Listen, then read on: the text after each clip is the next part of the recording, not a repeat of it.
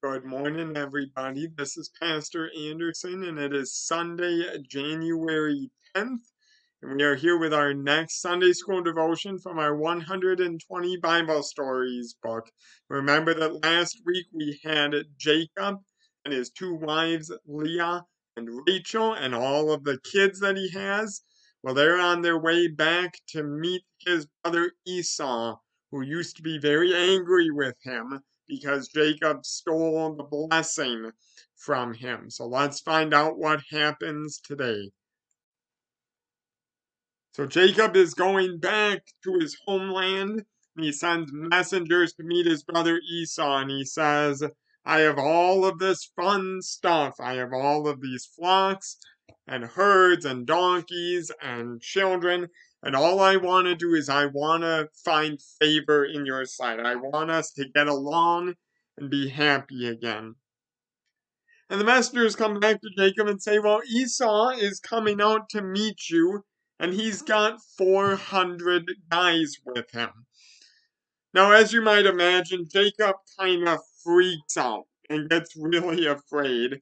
And so he splits his family into two different groups. He says if Esau attacks one of them, then the other camp can escape. That's not a good outlook to have. But Jacob was very afraid of what Esau was going to do when he came with his 400 guys.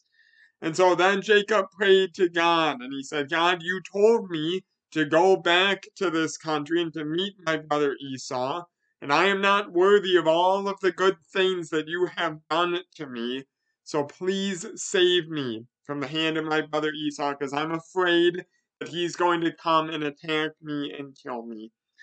So Jacob takes some of his stuff and he gives his brother Esau a present. He sends it ahead to Esau. It's some goats, some rams, some camels, some bulls, some donkeys, a whole bunch of animals. And he hopes that this will make Esau happy and calm him down in case he is still angry. And then he sends everybody else away over this little river called the Jabbok River.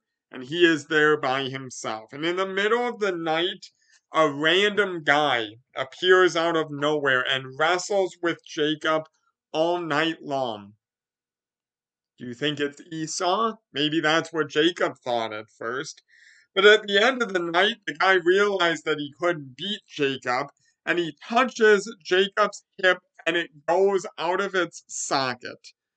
Now that's going to hurt, and that's not something Esau could do. So this is a different guy.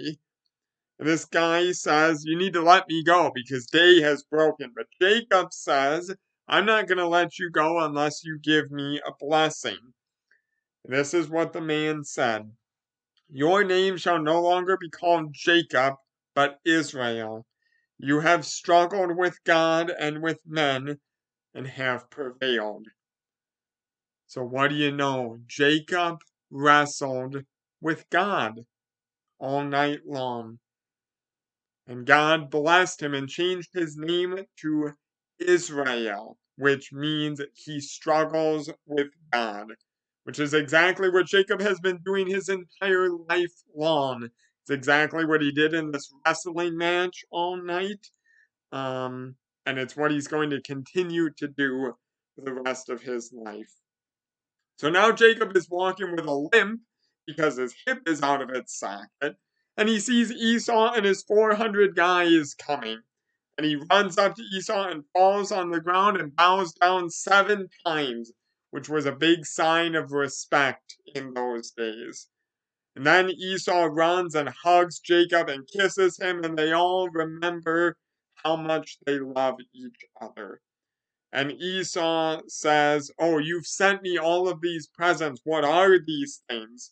Jacob says, these are the gifts that the Lord God has given me during my time away. And Esau receives that present from Jacob, and they go, and they're no longer angry with each other. You can see in this picture that they're hugging and they're brothers again.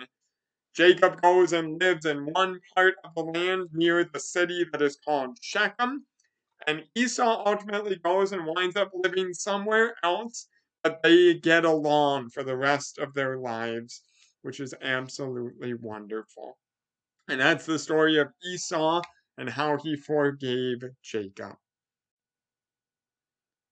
So, a couple of questions I want you all to think about in your Sunday school classes. Question number one: why was Jacob afraid to go and meet Esau?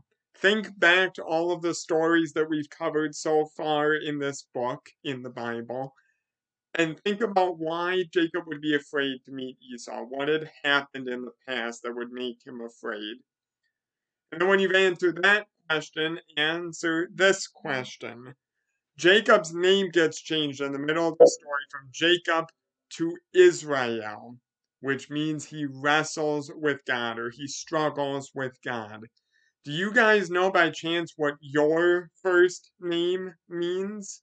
Names have meanings and sometimes they really match the person. So if you guys don't know, maybe your teachers or your parents or whoever can use the internet to look that up and you guys can figure out what your name means. And after you do that, you guys can go on with the rest of your lesson. Have a great, blessed rest of your Sunday and a great week. And I will see you on here again next week for another story from our 120 Bible Stories book. Bye bye, everybody.